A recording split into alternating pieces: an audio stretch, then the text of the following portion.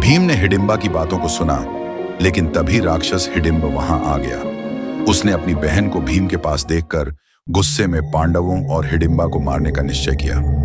भीम ने अपने भाइयों और माता की सुरक्षा सुनिश्चित की और हिडिंब से अकेले युद्ध करने का निर्णय लिया।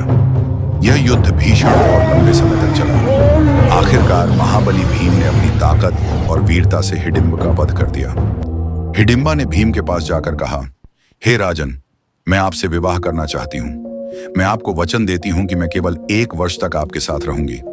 जब हमारा पुत्र होगा तो आप मुझे छोड़कर अपने धर्म का पालन करने के लिए स्वतंत्र होंगे। मेरा पुत्र जल्द ही युवावस्था को प्राप्त करेगा और इस जंगल के राक्षसों का राजा बनेगा। माता कुंती ने भीम और हिडिंबा की बातें सुनी। हिडिंबा ने रोते हुए कुंती के चरणों में गिरकर कहा, माता, एक स्त्री के प्रेम की पीड़ा आप ही समझ सकती हैं। मुझे अपनी पुत्र वधू के रूप में स्वीकार करें। कुंती ने इसे धर्म संगत समझा और भीम को हिडिंबा से विवाह करने की अनुमति दी। हिडिंबा और भीम का विवाह हुआ। 1 वर्ष के भीतर हिडिंबा ने घटोत्कच को जन्म दिया, जो जन्म के कुछ समय बाद ही युवा हो गया। घटोत्कच ने अपने पिता और पांडवों से वादा किया कि जब भी उन्हें उसकी आवश्यकता होगी, वह तुरंत उनकी सहायता के लिए आएगा।